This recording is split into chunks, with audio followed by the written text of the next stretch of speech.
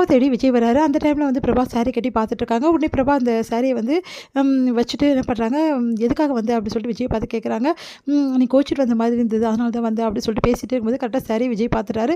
பார்த்துட்டு வந்து சாரி பிடிச்சிருக்குன்ற இதை இப்போ பிடிச்ச லட்சணமா, உனக்கு சாரி பிடிக்காதுன்னு தெரிஞ்சு கூட வந்து ப்ரெசென்ட் பண்ணது தப்பு தான், அதுக்காக இப்படிலாம் பண்ணாது பிரபா அப்படி சொல்லிட்டு சாரியை மடித்து இந்த சாரி பத்திரமா போய் முதல்ல கொடுத்த ப்ரெசென்ட் இல்லையா அப்படி சொல்கிறாரு.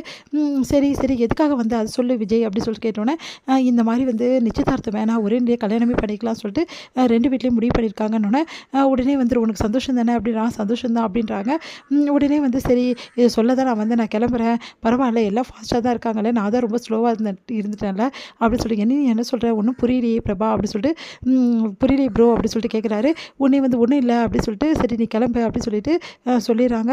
அடுத்து வந்து இங்கே விஜய் போனோன்னே கதறி கதறி அழுகிறாங்க. பிரபா நினச்சி எல்லா விஷயத்தையுமே வந்து இந்த மாதிரி நடந்துடுச்சு, நான் என்ன பண்ணுவேன், நான் வந்து இந்த மாதிரி இருக்கணும்னு ஆசைப்பட்டேன்னா என் குடும்பத்துக்கு ஒரு பாதுகாப்புக்காக தானே நான் வந்து இந்த மாதிரி இருக்கேன், அதை யாரும் புரிஞ்சிக்க மாட்டேங்கிறாங்கன்னா பரவாயில்ல, விஜய் கூட புரிஞ்சிக்க மாட்டேங்கிறாரு அப்படின்னு சொல்லிட்டு அழுகிறாங்க. அவ்வளோதான், விஜய் இதுக்கப்புறம் எனக்கு கிடைக்க மாட்டார் அப்படி சொல்லிட்டு அழுதுட்ருக்காங்க. விஜயலட்சுமி வந்து ரூமில் வந்து ரொம்ப கோவமாக இருக்காங்க. அப்போ அவங்க வீட்டுக்காரர் என்ன விஷயம் அப்படி சொல்லிட்டு கேட்குறாரு. இந்த மாதிரி வந்து இங்கே வந்தது கோட்டீஸ்வரி எனக்கு பிடிக்கல அப்படின்றாங்க. இதில் பிடிக்காது ஒன்றும் இல்லை, அவங்க பொண்ணு அவங்க பார்த்துக்கு வந்திருக்காங்க, இதில் என்ன தப்பு இருக்குது, ஒரு வார்த்தை கூட கேட்காம வந்து இங்கே கோட்டீஸ்வரி தங்க வச்சுட்டீங்க, இதில் என்ன தப்பு இருக்குன்னு எனக்கு ஒன்றுமே புரியல, எதுக்காக உங்ககிட்ட கேட்கணும், எனக்கு ஒன்றும் புரியல அப்படின்னு சொல்கிறாரு. பின்ன கேட்க வேணாவா, எனக்கு நல்லா புரிஞ்சு போச்சு, அவங்க ஏழையானவங்க இங்கே வந்து தங்கிட்டாங்களேன்னு சொல்லிட்டு அவங்கள பார்த்தா உனக்கு பிடிக்கல அவ்வளோதானே, அதெல்லாம் கிடையாது, ஏமாத்துக்காரி, அதனால தான் எனக்கு பிடிக்கல, இங்கே பார் உனக்கு பிடிச்சிருக்கு பிடிக்கல அதெல்லாம் வெளியே காட்ட முடியாது, இங்கே பார் பெரியவங்களாம் இருக்காங்க, அதனால் ஒழுங்காக சாப்பிடுவா அப்படி சொன்னோன்னே, எல்லாம் என் தலை எழுத்து வரேன் அப்படி சொல்லிட்டு ராஜலட்சுமி வராங்க.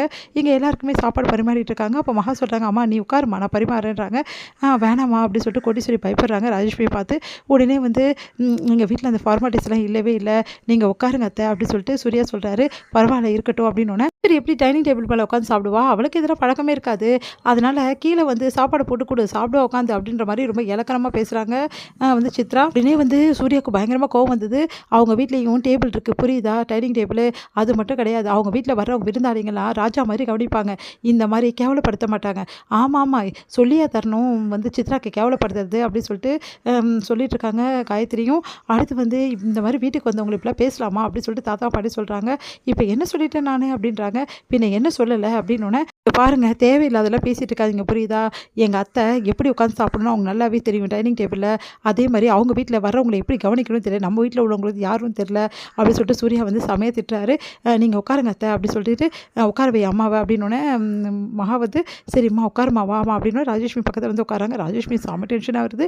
அடுத்தது எப்படி இப்படி கற்றுக்கின சூர்யா, இவ்வளோ அழகாக வந்தவங்களை வந்து நீ வந்து கவனிக்கிறியே, ரொம்ப பெரிய விஷயம் உங்ககிட்டேருந்து அப்படின்னு சொல்லிட்டு தாத்தா வந்து பாராட்டுறாரு. எல்லாம் உங்ககிட்ட தான் தாத்தா கற்றுக்கினேன் அப்படின்னு சொன்னோன்னே சந்தோஷப்படுறாரு.